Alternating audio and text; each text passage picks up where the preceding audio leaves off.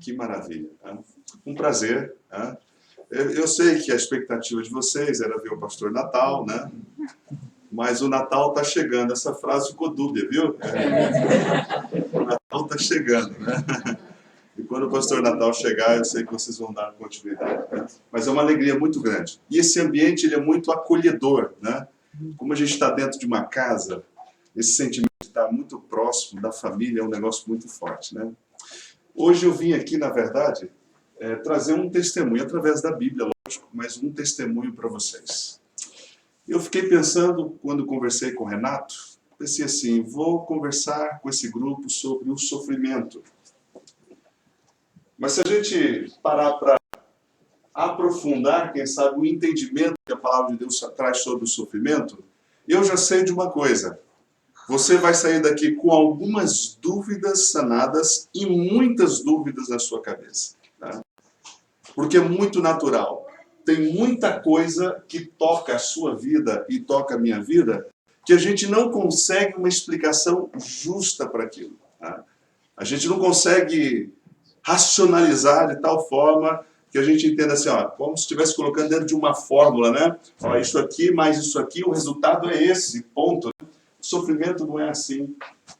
Tem gente que passa uma vida inteira sem ter explicações devidas para aquilo que aconteceu ao longo da sua caminhada, ao longo da sua vida aqui nessa terra.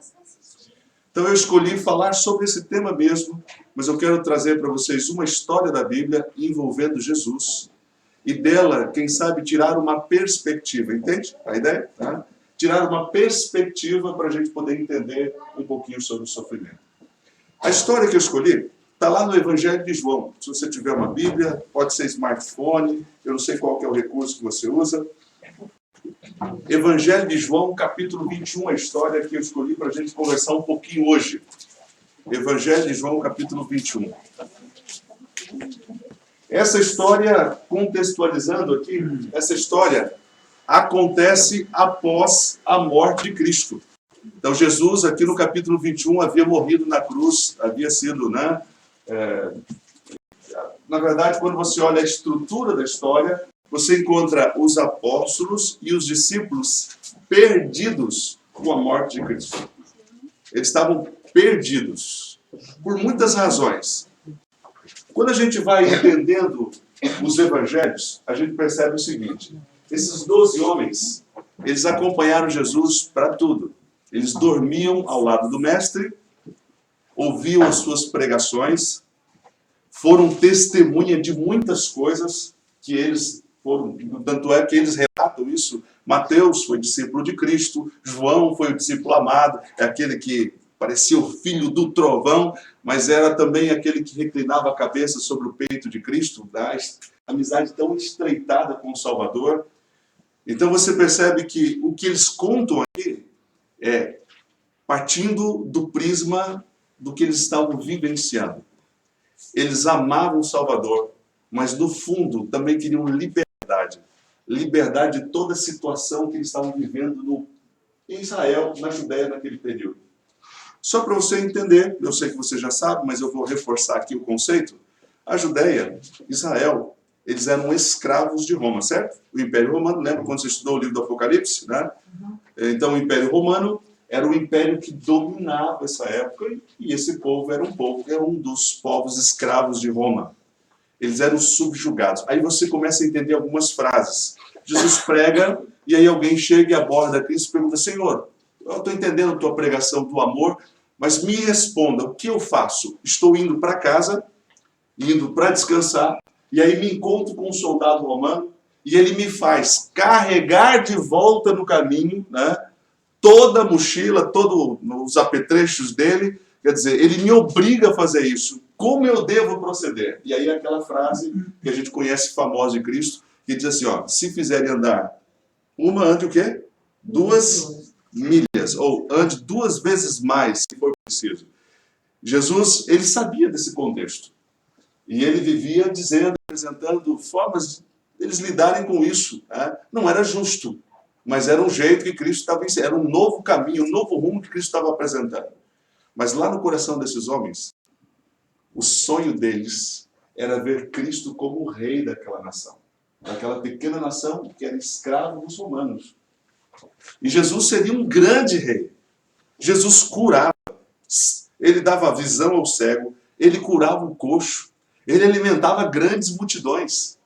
5.000 homens, diz a Bíblia, fora mulheres e crianças. Imagina você que se eram fora mulheres e crianças, provavelmente ali tinha em torno de 5.000 a 25.000 pessoas assentadas ouvindo Jesus próximo dele, e naquele dia puderam se alimentar de alguns pães e alguns peixinhos. Histórias que você conhece. Então eles criaram expectativas enormes com Cristo. Esse é o nosso rei, ele vai mudar a nossa sorte. Nós vamos deixar de ser um país escravo, lá na cauda, para daqui a pouco, com Jesus, ir para a cabeça. A nossa nação vai prosperar, ninguém passa fome, ninguém depende do SUS aqui mais. Né? Porque a gente tem Jesus. Foi essa a expectativa que eles criaram com Cristo. E Cristo, na sua sabedoria, foi tentando dizer para eles que aquele não era o seu ministério. Foi tentando dizer para eles o seguinte: o meu reino não é esse que vocês estão criando na cabeça de vocês. Eu vim aqui para estabelecer um outro reino, e esse reino eu quero estabelecer no coração do ser humano. Mas eles não entenderam. No capítulo 17 do livro de Mateus, capítulo 15 em diante, até o capítulo 17, 18, é interessante esse relato, porque Jesus tentou dizer para esses homens que ele também passaria pela morte, e eles não entenderam. Não entenderam. Pedro reagiu dizendo: Senhor, para com essa conversa depressiva. Para com essa conversa. O senhor não vai morrer. E se isto acontecer, nós estamos dispostos a morrer contigo. Aí foi quando Jesus disse para Pedro: ah, Pedro, logo você me dizendo isso, né? Pois você vai ser aquele que vai me negar. Quando o galo cantar, você já vai ter me negado 3 vezes. Jesus tentou dizer, mas eles não entenderam. Então agora você imagina a decepção desses homens quando Jesus estava pregado na cruz. Humilhado, com a pior morte romana, no meio de ladrões, tratado e humilhado como se fosse um ladrão comum como os outros. Você imagina a decepção desses homens. Fugiram com medo. Fugiram com medo.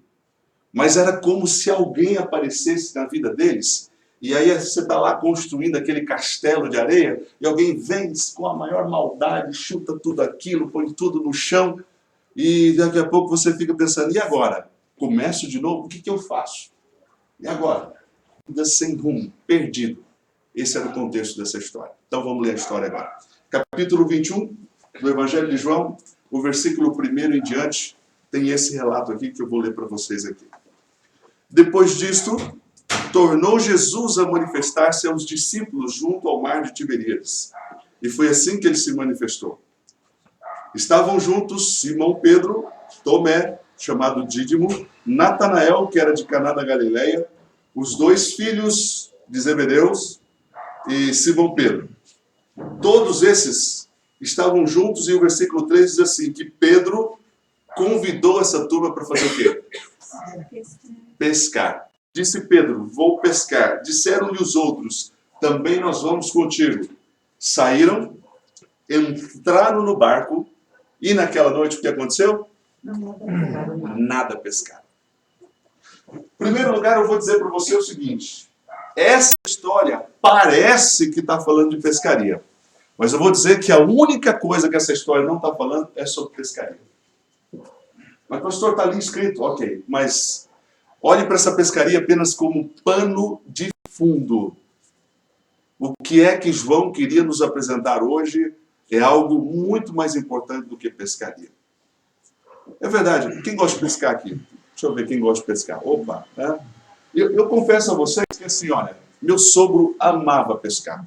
Meu sogro, assim que eu comecei a namorar com a minha esposa, meu sogro de vez em quando me ligava e dizia assim: Heron, vamos pescar com a gente. Eles pegavam um ônibus em Londrina, iam em direção ao Mato Grosso do Sul, né? E ele ficava lá em cima de um trapiche 3 dias tranquilamente, e era o melhor passeio da vida dele. E uma vez eu inventei de ir junto, não fui tão longe, fui aqui próximo, no Rio Paraná. Eu confesso a você que eu suportei bravamente meia hora. Daqui a pouco eu olhei pro meu esposo e falei assim, amigão, já que eu vou casar com sua filha mesmo, né? Tá tudo certo, tá tudo certo. Então eu vou aproveitar o dia. Fui nadar. Você imagina, um camarada pescando, maior silêncio, e eu pulando assim uns 15 metros para lá, e tipo, vamos lá, já não, vamos perder a tarde não, né? E eu fui nadar. E aí ele nunca mais falou, fica aí, já que você vai casar então ficou cuidando das minhas filhas e deixa eu ir, né? Deixa eu ir pescar. Não sou um pescador, aliás, na minha grande experiência de pescaria, né? Eu peguei um peixe na minha vida inteira e foi pela barriga. Eu entendo que foi suicídio desse peixe, né? Porque não foi exatamente, né, uma pescaria. Né? Mas essa história está falando de homens, 7 homens, que eram profissionais na pesca. Possivelmente vinham de família. O pai pescou, o avô, a arte foi passando, né? E aí Jesus se encontra com esses homens no mar e os convida com aquela frase célebre que você conhece da palavra de Deus, quando Cristo olha para aqueles homens e diz assim, não é isso que eu quero para vocês. De vocês farei pescadores de homens. Não é isso que eu quero para vocês. Eles se encheram de expectativa, largaram tudo para trás e seguiram Jesus. E agora Jesus está lá morto de novo. Acabou.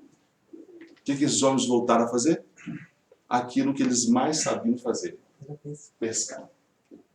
E naquela noite, diz a Bíblia, passaram a noite inteira, homens experientes, sabiam do que estavam fazendo, a noite inteira pescando. E não apanharam nada. Mas volto a dizer, essa história não fala de pescaria. Sabe por quê? Porque quando você vai avaliando essa história nos evangelhos, e tem um livro, olha, é uma dica, tá? Talvez você já conheça, mas eu não conheço melhor descrição da vida de Jesus do que um livro chamado Desejado de Todas as Nações. Lindíssimo. Né? E esse, olha, tem um tempo, isso aí deve ter pelo menos uns 10 anos ou mais, um dia assistindo a entrevista com o Jô Soares, né? E eu lembro que o pastor Rodrigo Silva foi entrevistado pelo Jô Soares, e ele citou o livro Desejado, e o Jô Soares falou assim, já li esse livro. Para mim, é a melhor descrição de Jesus que a gente tem hoje na atualidade. Né? Lindo livro, lindo. Desejado de Todas as Nações. E um detalhe, esse livro, se você quiser, você pode abaixar no aplicativo celular, smartphone e tal, gratuitamente, e você pode ler. Lindo, lindo livro. É a melhor descrição de Cristo que a gente tem. Mas é um livro, ok? Agora, o que me chama a atenção é a descrição dessa história no livro Desejado, combinando com aquilo que a Bíblia fala sobre esse momento. Lá diz assim que eles passaram a noite inteira, sabe fazendo o quê? Estavam pescando, é verdade. Passaram conversando. Você já teve que lidar com a morte de alguém próximo? E aí você, naquela noite que você às vezes tem que passar ali velando, ou esperando, aguardando, com muita tristeza no seu coração, eu não sei se... Eu já passei por umas duas muito próximas sobre isso, né? E a tendência da gente, assim, a gente chora muito, em algum momento dá um desespero enorme, e aquilo que mais acalma, assim, não acalma a noite, acalma momentos, né? O teu coração é ter lembranças, é falar das boas lembranças. Aí você começa a lembrar, olha, lembra quando aconteceu isso e tal, olha, lembra aquele fato, puxa, que saudade, aí você chora de novo. Quer dizer, isso que mais, quem sabe, te ajuda naquele momento a estancar aquela ferida aberta por estar perdendo alguém, tá? Foi exatamente isso que esses discípulos fizeram na pescaria. Eles conversaram sobre Jesus. O mar de Tiberíades, que é o mar da Galileia, era um lugar onde Jesus tinha passado e o seu ministério tinha sido farto ali. Na encosta daquele mar, ele tinha multiplicado os pães. Próximo tinha uma cidade muito famosa lá chamada Cafarnaum. Lá Cristo curou uns endemoniados. E eu imagino, agora eu estou imaginando, os discípulos conversando. Eles estavam indo com Jesus para Cafarnaum, vem 2 endemoniados e esses homens entram em desespero e opa, saem correndo. E aí daqui a pouco eles estão correndo, olham para trás e Jesus parado. E os endemoniados vindo. E eles pararam para ver o que ia acontecer. Jesus foi e quebrou aquelas correntes, curou aqueles homens ficaram assim tão agradecidos por aquele milagre na vida deles, que disseram assim, Senhor, deixa-nos ir contigo. Não, eu tenho uma outra obra para vocês. A minha obra para vocês é o seguinte, vocês vão entrar naquela cidade e vão testemunhar as coisas que Deus fez por vocês agora. Porque naquele dia, Jesus não pôde entrar em Cafarnaum. Você conhece a história. Os demônios saíram dos homens, e aí pediram para ir para onde? Para os porcos. E aí imagina 2.000 porcos, aquilo era o dinheiro daquela cidade. Alguém estava perdendo com aquilo, né? E aí eles disseram ao Senhor, tudo bem, fez um bom, mas sai daqui, a gente não quer você aqui. E aí os 2 endemoniados, que já não eram mais, entraram transformados e começaram a dizer, está vendo nós? Conhece a nossa história? Lembra como a gente era? Pois é, olha o que Jesus fez conosco. Aí Jesus tem uma segunda passagem por Cafarnaum, e aí lá, quando Jesus chega, aqueles 2 homens tinham preparado um grande grupo, a cidade receptiva para conhecer Jesus e as maravilhas que Jesus havia feito. Eram essas coisas que esses homens conversavam no bar. Eu fico imaginando que noite difícil eles passaram. E é uma noite extremamente nostálgica. Era o que eles vivenciaram ali. Você já passou uma noite assim? Já. Eu vou assim, melhorar a frase para você entender um pouquinho da noite desses homens. Você já passou uma noite que você teve que pegar o seu filho correndo, ir para o hospital, e enquanto você está dentro do carro, o filho passando mal, você está desesperadamente clamando a Deus e parece que a tua oração não sai do teto do carro. Você não consegue ver nenhuma reação, Deus esboçando absolutamente nada para responder aquela tua oração aflita naquele momento. Você já viveu um momento assim? Já. Já viveu um momento que você está do lado, por exemplo, de alguém com lutas enormes, e você incapaz de ajudar, incapaz, com todas as suas limitações. E o que você busca em Deus, você aparentemente não encontra. Se eu pudesse resumir essa história para vocês, por isso que eu digo, essa história, a única coisa que ela não apresenta é sobre pescaria. Pescaria é apenas pano de fundo. Esses homens estavam desesperados. Esses homens estavam desiludidos com a vida, com as expectativas que haviam criado com Jesus. E eles estavam se sentindo desamparados. Porque antes, quando tinha um problema, eles corriam para o Salvador. E agora? Salvador já estava morto. Para onde correr? Correram para a pescaria. Mas aquilo não resolvia aquele vazio enorme que ficou no coração daqueles homens. Você sabe que meu sogro, vou dizer isso para você, meu sogro faleceu há alguns anos, uns 2 anos mais ou menos. Tá? E a gente vai, minha sogra mora em Londrina, e a gente vai para Londrina, assim, pelo menos umas 2 vezes por mês a gente está lá. Tá? Até agora, minha sogra ainda não conseguiu se levantar. Era um relacionamento muito forte dos 2. Aliás, eu namorei com minha esposa 2 anos e meio. Eu não conseguia quebrar essa... Não que eu quisesse, não é isso, né? Mas sabe o que é? Eu tinha que namorar lá na casa, né? Quando a gente saía, os 4 juntos. Quando a gente viajava, os 4 juntos, né? Minha esposa morava em São Paulo. Minha esposa é enfermeira. Ela trabalhava nessa época em São Paulo. E vira e mexe, ela cavava lá uma folguinha, pegava o avião, nem que seja para passar um dia só com a mãe e com o pai, e de noite pegar o avião de volta, porque no outro dia ela ia trabalhar. Família, eles valorizam demais, né? Eu sou um mineirão, assim, com essa carinha de bugre, raça indefinida, né? Entrei numa família de italianos, imagina, né? Onde tudo é muito complicado, né? Em que sentido? Antes que eu estudar, talvez tenha algum italiano me ouvindo aqui. Refeição é uma celebração. É um momento, assim... Eu comi em 20 minutos com o pratinho na mão, olhando para a televisão. Esse é o meu hábito. Cheguei lá, minha sogra aqui, não, meu filho, aqui tudo acontece diferente. É todo mundo na mesa, todo mundo conversando, 2 horas de refeição. Imagina, eu tinha que levantar a mão para falar no meio daquele povo. Chegou um dia que meu sogro falou assim, amigo, aqui é o seguinte, ó, fala junto, entra junto. Eu não sabia se esse povo estava brigando, se esse povo estava conversando, né? Esse era a casa da minha sogra. Uma família forte, né? E eu entrei no meio desse contexto. Eu entendo hoje o lado da minha sogra, né? Realmente perder o meu sogro, para ela tem sido assim. Lógico que a esperança é que tem movido, a esperança em Cristo, mas foi realmente uma coisa complicada.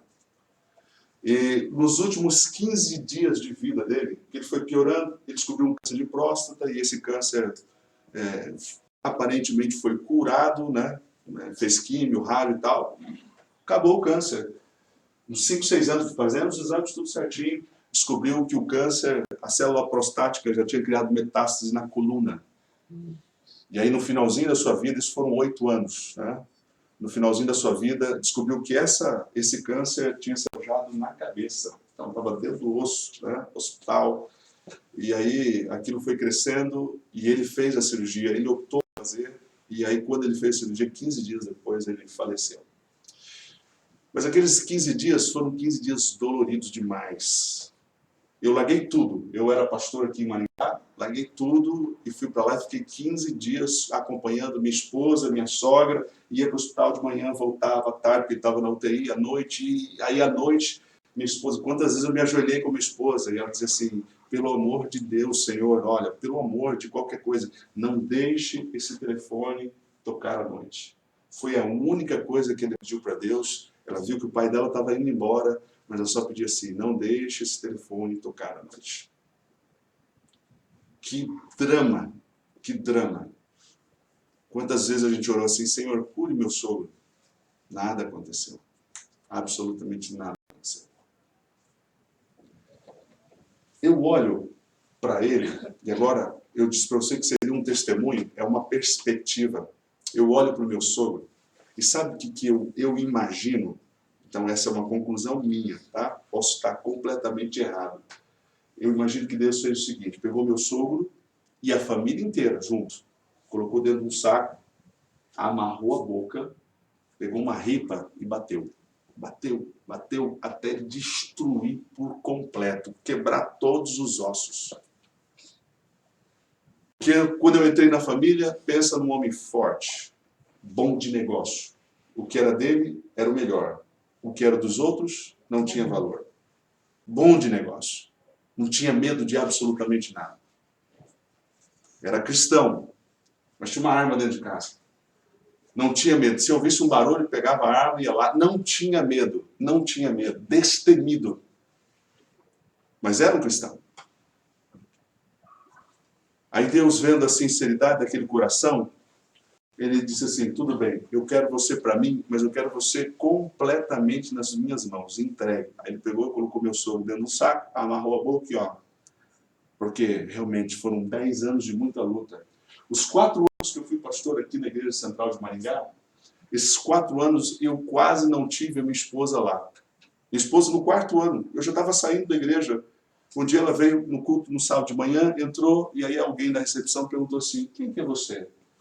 Eu sou Luciene, esposa do pastor. Não, você não é esposa do pastor. Né? Não sou esposa do pastor. Não, eu não conheço o pastor, mas não é você não. Né? Não conheci, 4º ano, não conheci ainda quem era minha esposa, porque todo final de semana ela, enfermeira, estava lá atendendo o pai, ajudando, acompanhando, levando para cá, para lá e tal. Essa era a luta diária. Mas aquele homem foi, a cada dia assim, ó, implodindo. Né? Mas foi se entregando de uma forma, foi resolvendo todas as situações pendentes, pedindo perdão para quem precisava pedir. Não porque ele não tinha medo de morrer. Parecia que aquilo segurava uma moedinha desde quando nasceu, sabe? Tá ali pior do que todo mundo e ainda com uma expectativa altíssima, com desejo de muita coisa, querendo fazer acontecer. E Deus foi devagarinho, devagarinho, colocando meu sogro no lugar. Quando ele estava terminando, a única coisa que ele pediu para minha esposa foi o seguinte, filha, se o pai sentir dor, você é da área de saúde, peça para o médico que o pai não quer sentir dor. Pode entubar, anestesiar, sedar, o que for preciso, o pai não quer sentir dor. E nos últimos 3 dias, ele já não estava todo entubado, mas ainda não estava sedado, passou por uma crise muito forte, o câncer todo tórax e tal, E aí ele deu um sinalzinho e ela entendeu. E eu lembro que minha esposa estava perto, minha esposa saiu, foi falar com o médico chorando, porque ela sabia que eram os últimos dias do pai pertinho dela lá. E pediu, por favor, doutor, é o que a gente quer, a família quer que ele seja sedado. Mas antes disso, lembro do pastor Newton. Vocês conhecem o pastor Newton, né? Já veio aqui. O pastor Newton era o pastor dele lá em Londrina. O pastor Newton foi lá no quarto dele e disse assim, Daniel, está na hora da gente deixar a vida assim, ó, acertadinha com Deus, tá bom? Tá bom, pastor. Ele ouviu, fez os acertos, 3 dias depois já estava, mesmo sedado, você vê que ele lutava para viver. Um pouquinho, assim, bem pertinho do dia que ele faleceu, diminuiu a sedação e ele teve algumas reações. E aí, na hora que ele estava morrendo, eles convidaram de novo o pastor Newton. E o pastor Newton foi de uma sabedoria muito grande, porque o meu sogro, ele lutava, pensando assim, quem é que vai cuidar da minha família? Como quem diz, só eu sou capaz de cuidar da minha família, como cuidei até agora. Quem é que vai cuidar? O pastor Newton chegou bem pertinho dele, no ouvido dele, e começou a dizer exatamente isso. Daniel, lembra da nossa conversa dias atrás? Chegou a hora de você descansar e colocar a tua família na mão de quem pode cuidar melhor do que você, Deus. Chegou a hora de você descansar. Vai em paz, amigo. Vai em paz. Olha que coisa dura para um pastor dizer. Meu sogro é amigo pessoal do pastor Newton. E ele diz assim, eu vou fazer uma oração e eu vou entregar a sua vida. E eu quero que você tenha segurança de que Deus é capaz de cuidar da sua família melhor do que você, apesar de até hoje ele ter usado você. Começou a oração, quando ele disse amém, meu sogro deu muito, não que isso tenha algum significado, talvez não tenha nenhum, mas ele deu o último suspiro dele e ali ele descansou.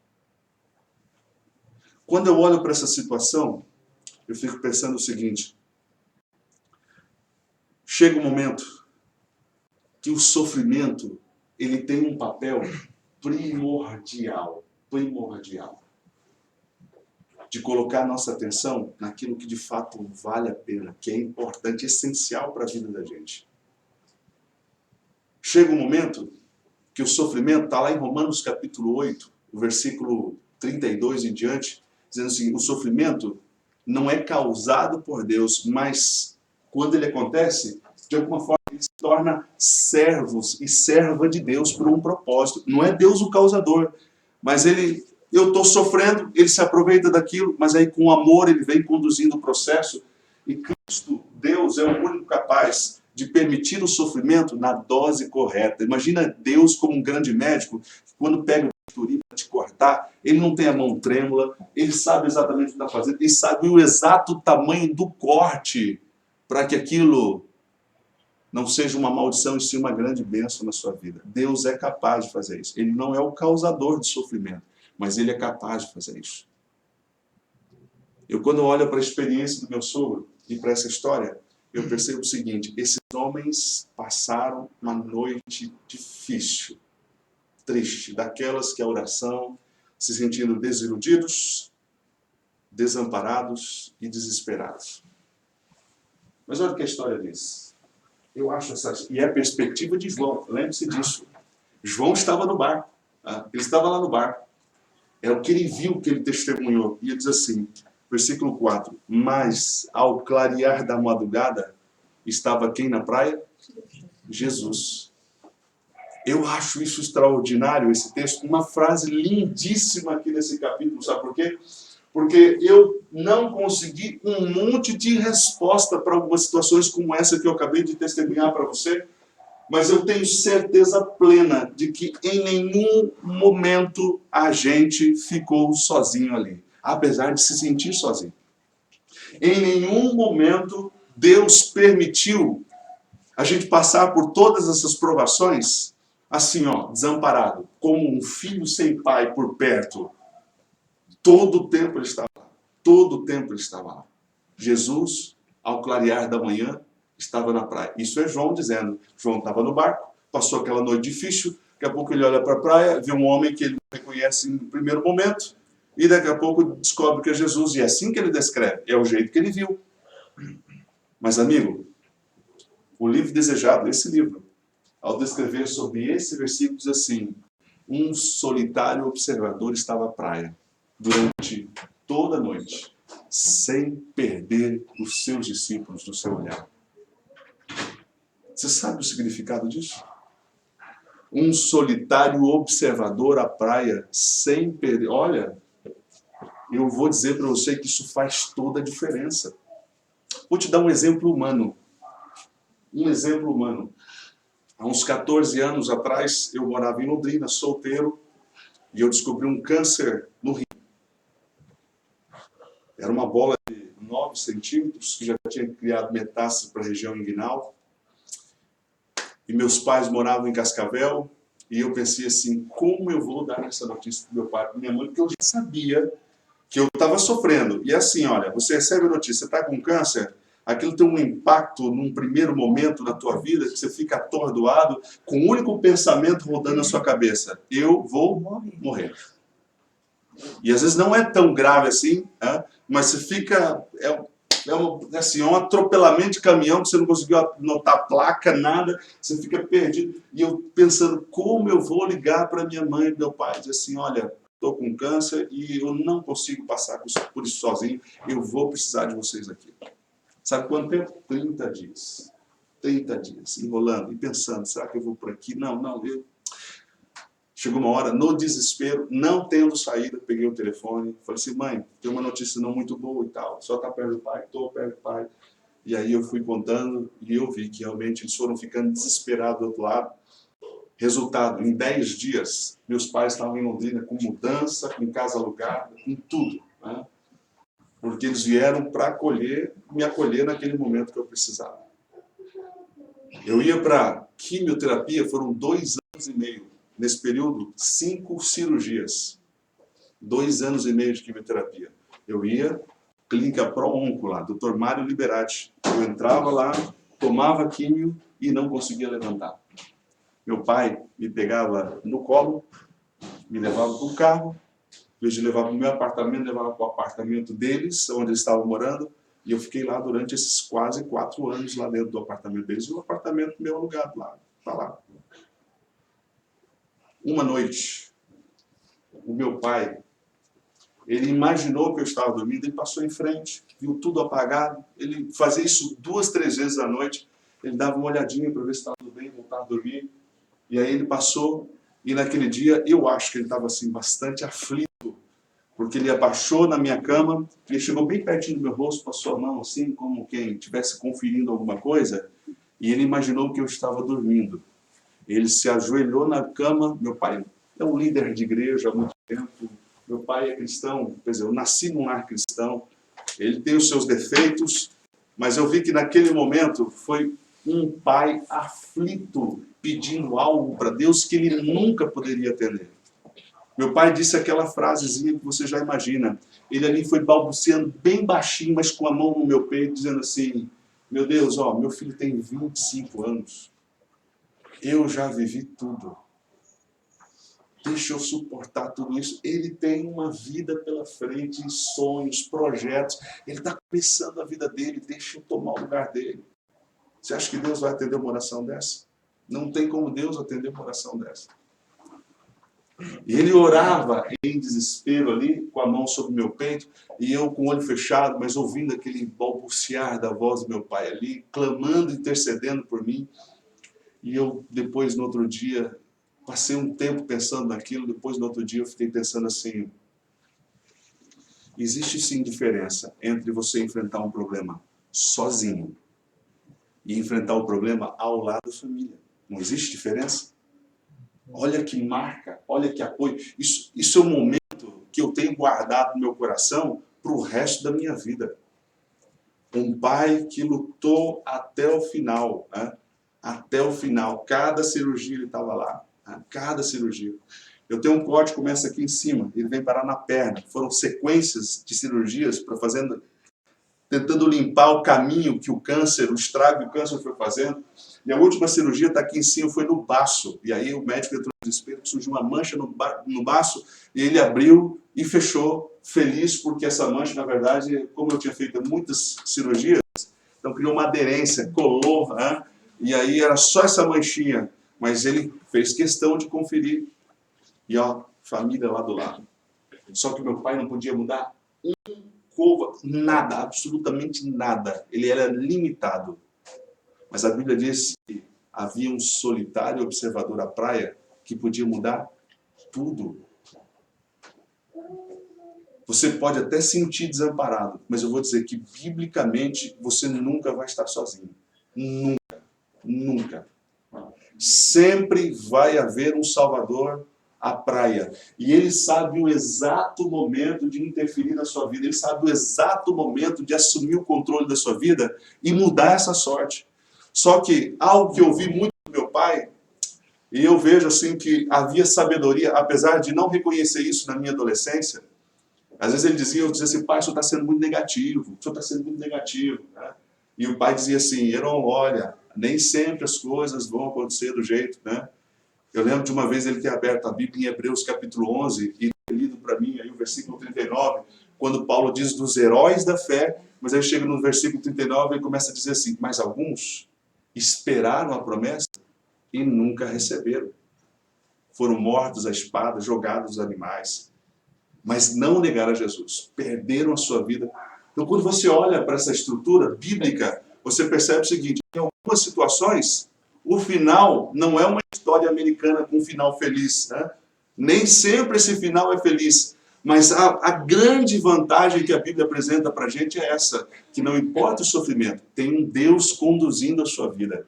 Ele está ali, olha, ele sabe o exato momento de colocar a mão, de interferir, de interceder. E aí você vai descobrindo ao longo da vida que até atrás do não de Deus há bênção. Até atrás do não de Deus há bênção. Pastor Ivan Saraiva, acho que vocês conhecem da Novo Tempo, já ouviram falar? Pastor Ivan, 2 menininhos, um casal. O menininho dele era pequenino e ele recebeu um amigo em casa. Uma história bem curta, uma experiência que ele conta. E ele diz assim que eles iam ficar conversando 1 hora, a esposa chegou muito agradável, disse, quanto tempo vocês vão ficar aqui? 1 hora. Então tá bom, eu vou preparar um bolo para vocês. Aí disse que a esposa foi para a cozinha, enquanto estava fazendo o bolo, disse que o forno dele muito antigo, aquele fogão antigo, que quando você usa o forno fica todo muito quente. E o garotinho dele se encantou com a luz do forno. E ele observando, conversando com a amiga, e observando o garotinho. Viu que o menino estava olhando para a luz e ele pensou assim, ele vai lá, e na hora que ele chegar no forno, que ele tocar, ele vai queimar a mãozinha dele. Nunca queimou a mão, não sabe o que é isso. Então não vou deixar. Amigo, me dá uma licencinha. Foi até a frente do menino e falou assim, filho, você está vendo aquela luzinha lá do forno? É muito quente. Você vai queimar a sua mão, vai doer demais. Né? O problema é que ele dizia assim, quanto mais eu tentava explicar o que era dor para aquele garoto, ele não entendia, porque ele nunca tinha experimentado aquilo. Ele não sabia o que era dor. Era uma coisa que ele não tinha experimentado. E ele achava que tudo aquilo era uma brincadeira. E ele tentava ir para um lado, para o outro. E ele diz assim, chegou um momento que eu tive que ser duro com meu filho. E aí eu tive que dizer um não duro. Né? Ele teve que entender a única linguagem que ele entendia, que era a autoridade de pai, ali, firmeza e tal. E o menino desabou no chão e começou a chorar. E ele disse assim, enquanto meu filho chorava, eu entendia Deus. Atrás do não de Deus, a bênção. O problema é que tem coisa que a gente nunca experimentou e o ser humano, por causa do pecado, ele é atrevido, ele não tem medo até chegar lá e se machucar. E esse nunca foi o plano de Deus para a nossa vida. Por isso que Deus, como um pai, ele tenta nos proteger dentro de certos limites do livre-arbítrio. E o sofrimento, de alguma forma, toca a vida da gente. Mas quando ele chega, essa é uma das grandes promessas dessa história. Por isso eu disse para você, essa história, a única coisa que ela não diz é sobre pescaria. Ela diz que se você estiver em noites de sofrimento, em momentos de agonia, não se esqueça. Por mais que você ore, a tua oração não sai do teto, está se sentindo sozinho, sozinha, desamparado, há um solitário observador à praia. E ele sabe o exato momento de colocar a mão na tua vida e estabelecer o plano dele para você. O plano de um Deus sábio, um plano de Deus que conhece todas as coisas. Quero terminar. Olha o que essa história diz a parte final. Versículo 5 diz assim, perguntou-lhe Jesus, filhos, tende aí alguma coisa de comer? Responderam, não. Então lhes disse: lançai a rede à direita do barco e achareis. Assim fizeram, e já não podiam puxar a rede, tão grande era a quantidade de quê? Peixes. De peixes. Não parece ser uma coisa boa? Mas não é a principal parte do texto. Lembra que eu falei para você? Se tem uma coisa que essa história não diz é sobre pescaria, sabe qual é a principal frase aqui nesse texto? A principal frase nesse texto é quando Jesus diz assim: tem alguma coisa para comer? Não. Então faça o seguinte: lancem a rede à direita do barco. Não entendi. Por que esse é a principal? Aliás, se você fosse encontrar um ponto alto desse capítulo, dessa história, essa frase: lance a rede à direita do barco. O livro Desejado diz assim que Jesus estava à direita do barco. E ele queria testar os seus discípulos, mais uma vez, numa questão muito simples. Se eles estariam dispostos a crer em Cristo e obedecer. Só isso. Só isso. Crer em Cristo e obedecer. Esse era o problema deles. Era a luta desses homens ao lado de Cristo. Então Cristo olha para aqueles homens e diz assim: tem nada para comer? Então lance a rede à direita do barco. Eu, se eu fosse um pescador, eu dizia assim: amigo, olha, porque até esse momento eles não tinham reconhecido Jesus ainda. Amigo, olha, você me desculpe, mas isso aqui é uma arte que eu conheço. Meus pais faziam isso. A gente passou a noite inteira pescando e não pescamos nada. A gente está cansado, nós vamos para casa. Mas aquela voz entrou, suscitou neles fé, e algum tipo de fé. Eles creram e obedeceram e lançaram a rede à direita do barco. E quando a rede veio cheia de peixes, aí eles olharam diferente para aquela pessoa na praia. Falaram: peraí, quem é que está falando? Ah, João diz: é Jesus. Quando João diz é Jesus, Pedro, que estava lá com seu coração moído, tinha negado a Jesus, pegou, diz a Bíblia, cingiu a sua roupa e caiu na água e foi se encontrar primeiro com Jesus lá. Lançar a rede à direita do barco é o maior desafio do ser humano. Lançar a rede à direita do barco é o maior desafio que você vai encontrar na tua vida espiritual quando se trata do seu relacionamento com Jesus. Sabe por quê? Porque nós somos orgulhosos. Eu sou orgulhoso. Que luta! Nós somos autossuficientes. Primeiro a gente vai tentar tudo no braço. Quando não sobrar mais nada, aí a gente, última opção, nós vamos lembrar de Jesus. O ser humano é assim. O ser humano é assim. Mas aí vem João e mostra a experiência dele. Não. Aprendam a lançar a rede à direita do barco. Tem uma frase nesse livro, quando fala sobre esse texto da Bíblia, que diz assim: olha, quando nós aprendermos a unir o esforço humano com o poder divino, não tem obra que não tenha êxito. Olha que frase extraordinária. Quando a gente aprender a unir o esforço humano, reconhecendo o grande poder divino, quando a gente conseguir unir essas duas coisas, não que o esforço humano tenha algum valor aqui, porque é o poder divino que realiza os milagres e muda a direção, o rumo da vida da gente. Mas quando eu reconheço e creio e obedeço, então eu dou oportunidade para o grande Criador agir. E aí ele age. Ele age do jeito dele. Na vida do meu sogro, eu vou dizer para você que ele agiu durante 70 anos, mas chegou um momento que ele falou assim: amigo, amo você, quero muito você comigo, mas não no céu, porque a gente não crê que a pessoa morre e vai para o céu. Eu quero você comigo na eternidade quando eu voltar. E esses 10 anos, eu tenho certeza, por ter convivido com meu sogro, esses 10 anos foram cruciais para aquele italianão que tinha domínio de tudo, chegar um momento e reconhecer o seguinte: deixa Deus assumir o controle total da minha vida. Deixa Deus assumir o controle total da minha vida. E quando ele fez isso, ele descansou, ficou um estrago para todos nós. E Deus vem amparando, levantando, curando as feridas, abraçando, acolhendo, estancando. Deus continua a sua obra dentro dessa família. mas ele deixou dentro do nosso coração uma esperança enorme, enorme de reencontro, de encontro de alguém que se rendeu, se entregou e permitiu Deus fazer o plano da vida dele. Está vendo? Não é uma rede cheia de peixes. Não é uma rede cheia de peixes. Se fosse uma rede cheia de peixes, eu queria ter ele aqui. Estaria aqui conversando com todo mundo. Tenho certeza que se ele estivesse aqui, em 15 minutos ele ia conhecer todos vocês, falando, chega para um, tal, todo mundo colava nele, Mas não, Deus o preservou. Por qual razão? Não sei. Olho para essa história, com minha mãe na época, e aqui eu estou concluindo, tinha uma maquininha, eu lembro disso da minha infância, uma maquininha de fazer tricô, eu não sei o nome daquela maquininha, mas já viram? Já, minha mãe tinha. Tinha uma maquininha? Tinha. E sabe o que eu amo? Eu era um garoto, eu devia ter uns 6 anos, 7 anos. Eu amava dormir ouvindo aquele barulho, sabe onde? Debaixo. Minha mãe com o pezinho tinha uns pedalzinhos, né? Uns pedais e tal. E aí eu deitava no meio das pernas da minha mãe, olhando para cima daquela máquina, vendo aquele vá. E o que eu via? Eu via um monte de linha cortada, pedaço de linha e tal. Eu não via sentido algum naquela blusa. Não tinha um desenho com nexo. Só aquele negócio, ia cortando os fios, entrelaçando. E eu ficava olhando até que aquilo lá, dormia, né? Naquele barulhinho ali. Quando eu acordava, às vezes a blusa já estava desse tamanho. Né?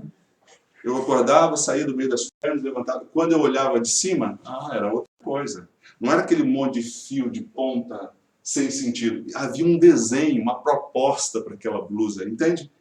Esse é o nosso problema como ser humano. A gente consegue enxergar a vida só do lado de baixo. A gente não vê sentido em absolutamente nada. Deus não. Ele olha de cima. Aliás, é Ele que propõe. Ele tem os planos. Então, quando eu aprendo a crer e confiar plenamente nele e obedecer, independente se vai vir uma rede cheia de peixes, eu acabo tendo algo extraordinário.